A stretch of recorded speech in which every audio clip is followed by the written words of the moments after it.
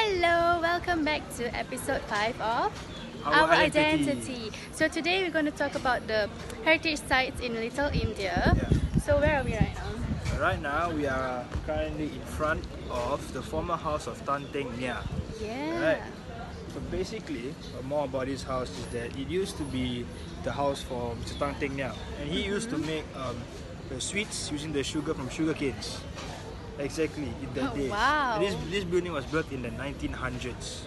1900s? Yeah, and on top of that, they actually had a smoke-free house, I believe. A smokehouse actually behind. smokehouse. Yeah, to make all those sweets from the sugar canes. Right here? Yeah, if I'm not wrong, somewhere behind here. Oh. And now it's been restored and it's also become like a national heritage site for all the people who come to Little India.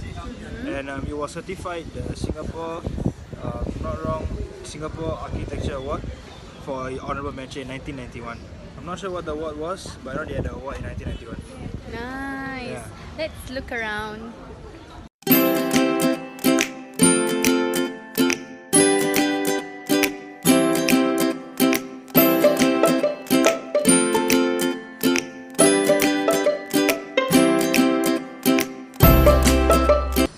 Okay, so now we're at the second location. Can you tell me more about the place? Behind us we have the Lakshmi Narayan temple. So this temple was laid out in the 1960s.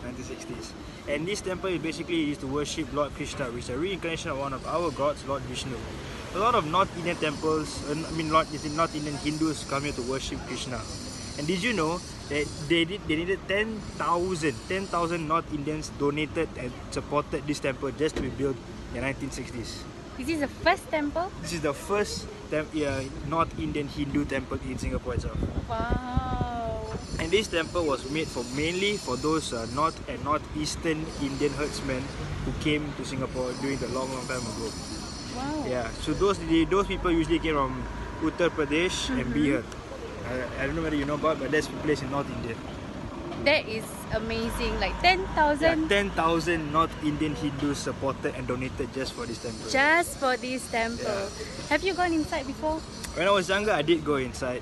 It was a whole new experience for me because I'm a South Indian. I'm very used to South Indian temples. As we saw with, I'm not wrong, as we can see later on with Virama Kaliman temple and as well more temples. So that temple is completely different from this. And did you know at the top they have the red pointed domes, and that is to signify the fact that it is actually a temple. It's at the top.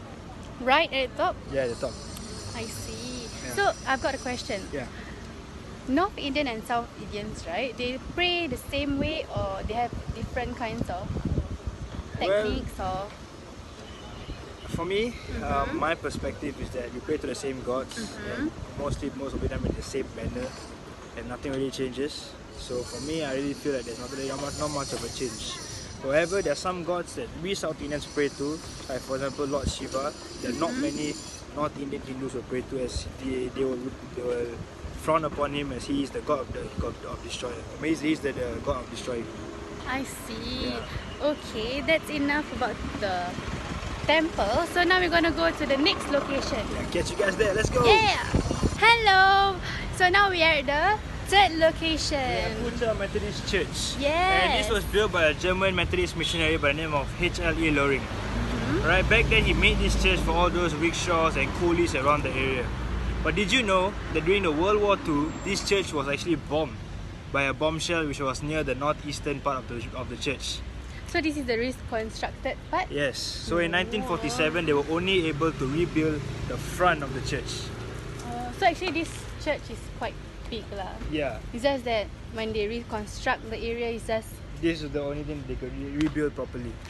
I see. Yeah, it's actually quite sad to see that one of Singapore's heritage sites was actually bombed during the World War II.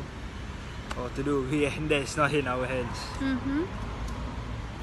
Anyways, time to go to our next heritage site, which is...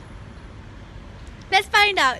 Okay, now we arrived to the fourth location. And right behind us, we have Virama Kaliman temple. As you guys know, we came here before, but there's here something more about the history of the temple.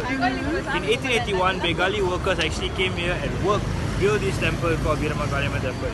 The Virama Kaliamman temple hosts the goddess called Virama Kaliamman, also known as Kali, who's the so-called destroyer of evil. And back then, early migrants came in here and often prayed to Kali as they wanted to feel like safe in a new foreign land, a land they have not been to before.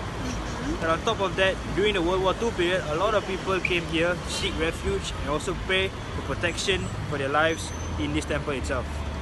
And one interesting fact is that during the World War II, this Virama Kaliamman temple did not get affected by any of the bombings at all. Really? Which is extremely shocking to me. That I'm shocked.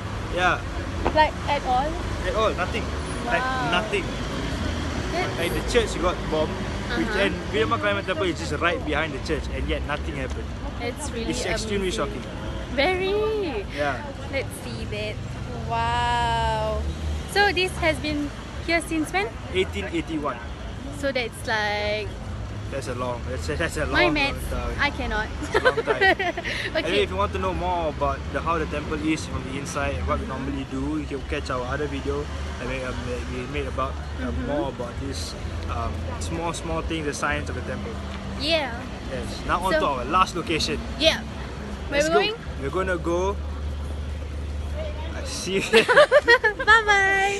Now we have arrived to the fifth location, which is the mosque. Is the Masjid Abdul Ghaffur. This mosque was actually constructed in 1907. It was built to replace the older one, which was the Dunlop Street Mosque, which was constructed in 1859, if I'm not wrong. And this was mainly for the Balinese and the Indian Muslim immigrants who came here. So the Balinese immigrants, usually they were horse groomers or horse trainers, while the Indian Muslims were doing business around this area. Yeah. So all I know is that this is actually kind of one of the interesting thing to see in Little India. It's one of the secluded parts of Little India. This is almost leaving Little India and towards Virtual Center, which is Quite further down from Little India itself lah. yeah. If you look at the mosque, it's actually very big. Like it's really big. And I'm just it's just a very cool thing to see in Little India itself. You get to see all the different religions. You get to see a church. You see a lot of Indian temples. You see a northern version of an Indian temple, and you also see a mosque. So like that's one for everyone. Yep. So we have come to the end of the heritage tour. So I have learned a lot throughout the episode 1 to 5. So how about you? For me, before I actually had the chance to share to you and to everyone over there more about Little India itself, I only knew a handful because I used to come here when I was younger, and it was actually a very open home to me, as I used to come here to do a lot of temple related stuff. But now, after coming with you guys, I get to see a lot more new items here in Little India. I get to see new experiences, new shops. Like everything has changed from how it was when I was a small kid. So like it's a new experience for me as well, as I got to know even more about the place that I call home here in Singapore. That is very deep. Okay, so if let's say you guys want to come down to Little India, we have a little app which called Chelsea's Little India Adventure, where you guys can actually you can actually find this little map or trip here, and all you have to do is just download the Pocket Trip app and type in Chelsea's Little India Adventure. So you can see a lot of different types of heritage sites here in Little India, like the one that we are in now, which is the Masjid Abdul Ghaffur. Or you can go to other areas such as the Little India Arcade, and so many more. So there's more heritage sites here itself in India. In Little India.